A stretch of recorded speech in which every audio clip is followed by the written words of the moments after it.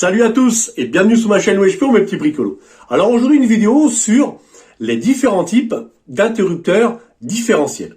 Alors quels sont les interrupteurs différentiels à installer dans le tableau électrique? Quels circuits spécialisés ou non peut-on leur associer? Et puis bien sûr, ceux que nous impose la norme C1500. Alors voici toutes ces explications en images. Alors petit rappel, un interrupteur différentiel est un appareillage modulaire qui s'installe dans le tableau électrique. Son but est de protéger les personnes contre les risques électriques. La norme C1500 impose un minimum de 2 interrupteurs différentiels par logement dans le tableau électrique. Le premier sera de type A et le deuxième sera de type AC. Alors il faut le savoir que pour un logement inférieur à 35 mètres carrés, il faudra installer un tableau électrique de minimum de 2 rangées avec donc un interrupteur différentiel de type A et un interrupteur différentiel de type AC.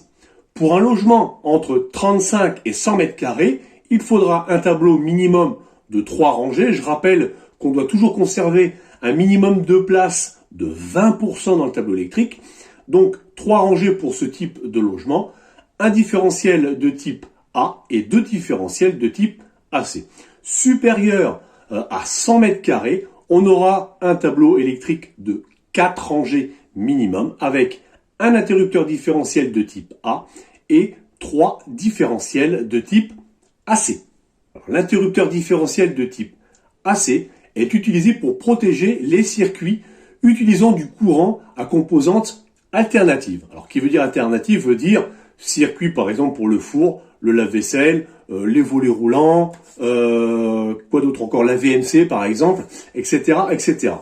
Par contre, l'interrupteur différentiel de type A, lui, est beaucoup plus performant, vous l'aurez deviné bien sûr, beaucoup plus cher.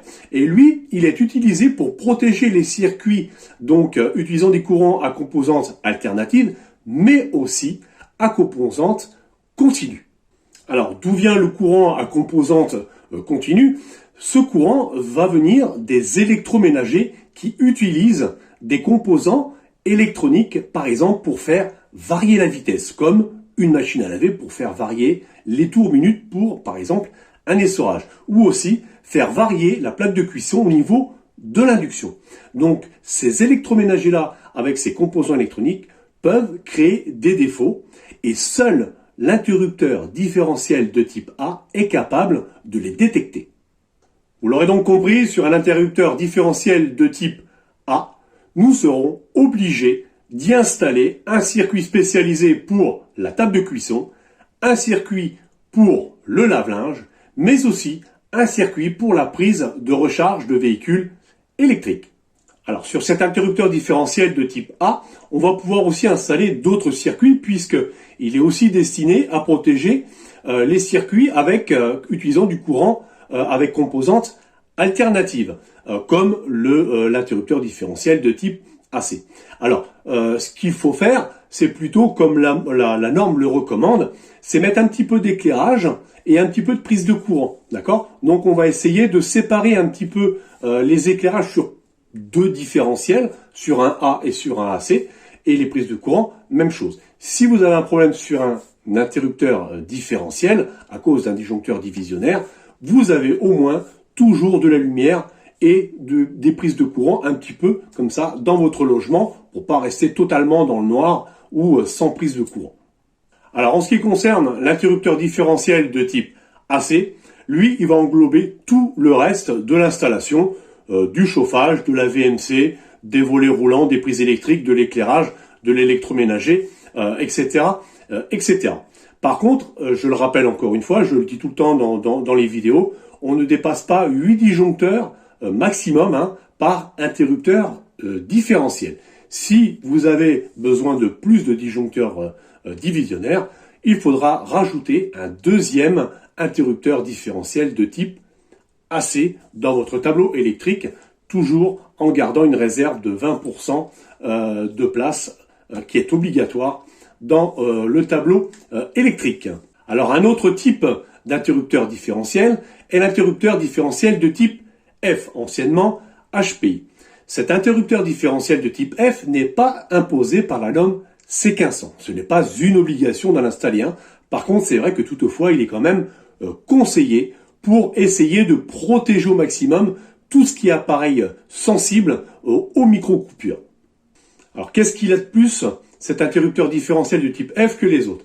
En fait, il a un truc de plus, c'est qu'il détecte les défauts à haute fréquence. Il détecte les défauts à composantes alternatives, continues, mais aussi à haute fréquence. On dit qu'il a un grand pouvoir immunitaire. Alors, on pourra associer à cet interrupteur différentiel de type F, que je rappelle qu'il n'est pas obligatoire par la norme C1500, on pourra lui associer un circuit, par exemple, pour le congélateur, un circuit pour tout ce qui est réseau informatique, ordinateur, etc., mais aussi pour les alarmes. Alors, petit récapitulatif très rapide. Dans un logement, on nous impose de mettre deux interrupteurs différentiels, un de type A et un de type AC, voire plus, suivant la taille du logement. Bien sûr, on associera un maximum de 8 disjoncteurs divisionnaires par interrupteur différentiel. L'interrupteur différentiel de type A, il faudra lui associer, et c'est une obligation, la plaque de cuisson, le lave-linge et la prise de recharge du véhicule électrique. Après, on pourra lui associer d'autres circuits. On conseille surtout de mettre un petit peu d'éclairage et un petit peu de prise de courant pour que ce soit réparti sur au moins 2 interrupteurs, voire 3 interrupteurs différentiels. L'interrupteur différentiel de type AC, lui, va regrouper tout le reste.